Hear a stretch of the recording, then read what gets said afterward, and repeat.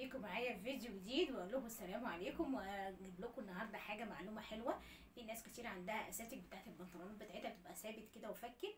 هعلمك ازاي تعملي استك البنطلون من غير ما توديه للترزي ولا تحتاجي. المهم ان يكون عندك حد تشتري منه الاساتك دي اللي انت هتعملي بيها البنطلون، سواء كانت رفيعه شويه هي مبططه، في مبططه عريضه وفي مبططه اللي هي رفيعه شويه. وكمان بحاجه واحده من دولت هتعملي بيهم استك البنطلون بالحاجتين دول، ولا هتحتاجي انك انت توديه لترزي. لو انت مش عايزه تودي لترزي تابعي معايا الفيديو ده وتعلمي ازاي تعملي استك البنطلون سواء كان في الرجل سواء كان في الوسط. تابعي معايا الفيديو واتمنى انك تتابعيه للاخر وتتعلمي المعلومه صح، وما تجريش بالفيديو عشان تاخدي كل معلومه ماشيه ازاي بالظبط، ازاي تعملي الوسط وازاي تعملي الرجل. يلا اتمنى بقى تتابعي الفيديو، متنسيش اللايك والشير وتشتركي معانا في القناه عشان تعرفي كل معلومه جديده. يلا بينا على الفيديو ونقول بسم الله. اقول بسم الله الرحمن الرحيم واجيب كده المقص بتاعي اخرجه كده من الكيس، وابتدي بقى اجيب عايزه منك اي مسمار عندك في البيت. لو ما فيش عندك هاتي مسمار من عند مين، هاتيلك كده ب 2 جنيه ولا ب 3 جنيه، شوفي هيديلك كده وخليهم عندك في البيت. لو رد يديك اهم حاجه ما يكونش بورمه، ابعدي عن البورمه عشان البورمه ده هياخد منك وقت ومش هيمشي معاكي في البنطلون. وتجيبي معايا الاستيك العريض ده استيك اللي هو بيعملوا بيه البنطلونات. لو انت كده عندك حد بيبيع ادوات الخياطه جنبك هتلاقي عنده، ممكن تلاقي المبطط الرفيع بس لو انت في اماكن ضيقه في رجل البنطلون تحت بتعمليها، لكن الكبير زي كده اللي هتعملي بيه الوسط فوق، ممكن تعملي بيه الرجل لو الرجل عندك عريضه من تحت. نقول كده بسم الله ونجيب البنطلون بتاعنا ونبتدي. اول حاجه بيبقى عندك البنطلون زي كده. لو انت عندك البنطلون وهتلاقي ليه خيوط كده في النص لازم تشيلي الخيوط. بص انا عندي هنا كام خيط، عندي فيه خيطين في النص، واحد اتنين اهم، وعندي واحد تاني تحت اهو. اللي تحت ده مش هاجي جنبه، ده بقى اللي ماسك البنطلون ماليش دعوه بيه. همسك بقى بسن المقص كده، لو السن عندك رفيع هبتدي اخلع الخيط اللي في النص لازم افكه عشان اعرف ادخل الاستيك الجديد من غير ما افك البنطلون من تحت، ولا احتاج ان انا اخيط البنطلون تاني. يعني في ناس الترز بقى بيفك البنطلون كله الاستيك كله الداخلي، لا هو الاستيك ده خلاص جوه ساب وبقى واسع كده، مش بتحتاجي. ممكن انت عايزه تعملي الحاجه دي في البيت بتعمليها. انا هعمله بسن المسمار عشان السن المقص عندي تخين. اجيب كده سن المسمار هيشجعك كتير. كنا زمان بنعمل بالبنسة بس كان الاستيك المبروم، دلوقتي بقى مش بعمل الاستيك المبروم، دلوقتي في استيك عريض. هبتدي بقى معاكي كده اهوت، وهبتدي بقى اشيل اقطع كده في الخيط ده، هو هيمشي معايا بس سنه سنه كده. اخد مره من ورا ومره من قدام. بصي يعني ابص فك اهو مع نفسه، فك هو بتبقى مكنه كده ليها كذا سن جنب بعضيها وبتعمل اهو. هبتدي بقى افك كل البنطلون، همشي بقى حته حته كده عليه كده، يعتبر انا خلصت الخيط الاولاني اللي من تحت، فاضل بقى واحده تاني من فوق، هخلصه كله وهرجع معاكم تاني. بصي بقى طلعت خيط قد ايه كده، الخيط اللي طلع منين الخيطين اللي في النص اللي هما الصفين اللي ماشيين في النص دول بقى. هبتدي بقى هعمل البنطلون بتاع المقلوب. انا طبعا فكيته سواء مع المعدول او مقلوب مش هتفرق، هو كده كده الخيوط بتاعته هتتفك على طول.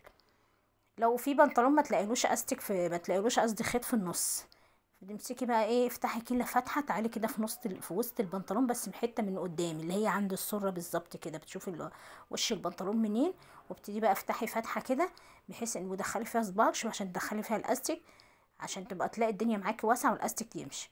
بصي بقى هتلاقي ان لقيت الدنيا ضيقه، اعملي بالمقص كده يمين وشمال هتروح مفتوحه معاكي او حرف تاني، ودخلي لي بقى المسمار. لو عايزه تدخلي الكبير دخلي، لو انت عندك الكبير. انا هشتغل بالصغير، مش عايزه ادخل الكبير، مش لازم يعني، عشان لو انت مش عندكيش الكبير هتجيبي الصغير عادي من اي محلات اللي هي بتبيع الخردوات كلها بتاعت السباكه وبتاعت البوهيه. بصي هتلاقي كده تزقي بقى كده وكشكشي، هخلي المكان الاستيك يبقى واسع من الناحيه اللي بتدخلي فيها، وحطي راس المسمار ودخلي بقى في الاستيك بقى، وودي براح كده للاستيك عشان ما يشدش منك تاني لورا. زقي بقى، ممكن تلاقي هنا عقبه في النص كده، تلاقي حته خيط كده مخيطينها كانوا حاطين تيكك او حاجه، افتحيها بالمقص وعشان تعدي المسمار تاني. بصي الاستيك القديم بيبقى من تحت والتاني هيبقى من فوق، تحاولي تخلي الاستيك الجديد من فوق عشان تعرفي تمشي، لو دخلتيه من تحت هتقفي كتير في الطريق، مش هتمشي.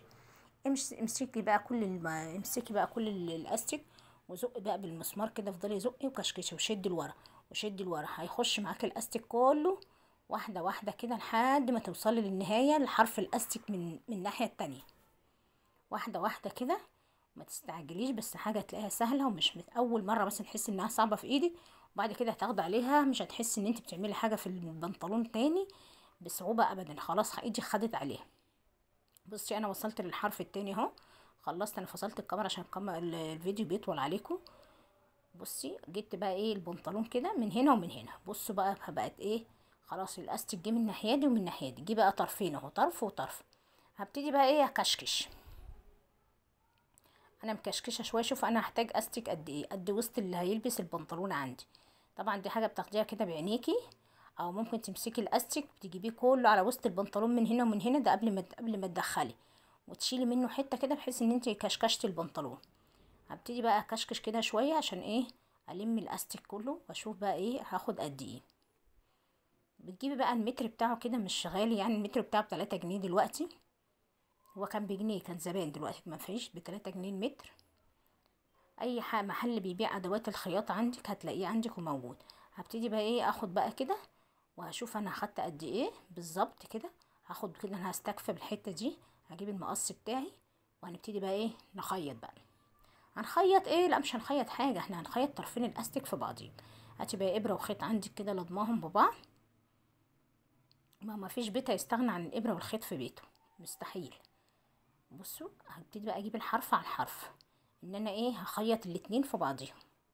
اهم حاجه عندك تمسكي الحرف بالحرف كده وتبتدي بقى تخيطي، وتبقي رابطه الابره من تحت، او لو انت بتخيطي زي حالتي كده وفاهمه، فبقى قبل الطرف كده بتروحي جايه لفه تاني، فما بتتقطعش منك ولا بتخرج منك من الاستيك. بصي بقى ابتدي بقى اخيط كده اهو. انا خيطت بقى ايه كده رايح، هرجع جاي بقى عشان ايه اثبت عليه اكتر ويبقى ماسك ما يتقطعش مني في اي وقت.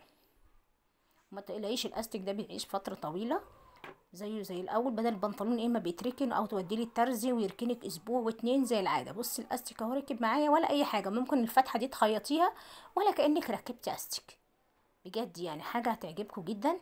انا خلصت اهو البنطلون كده من الوسط، ده بنطلون كان عايز وسط عندي. نيجي بقى للرجل. البنطلون عندي البنطلون ده بقى عايز رجل، نفس الموضوع، الرجل بتاعته كده وسعت عندي.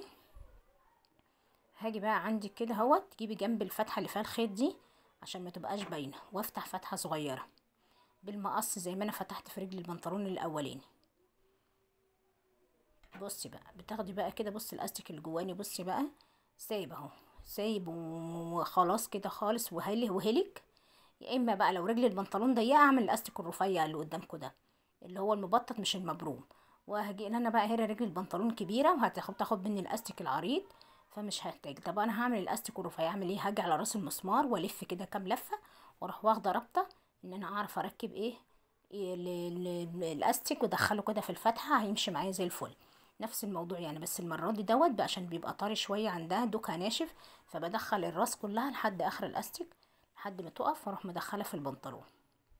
بص بقى بعمل نفس الموضوع، بفضل ادخل كده فوق الاستيك القديم واحده واحده كده. الفتحه بص طلعت ضيقه مش عايزه تزق، هفتحها شويه كمان.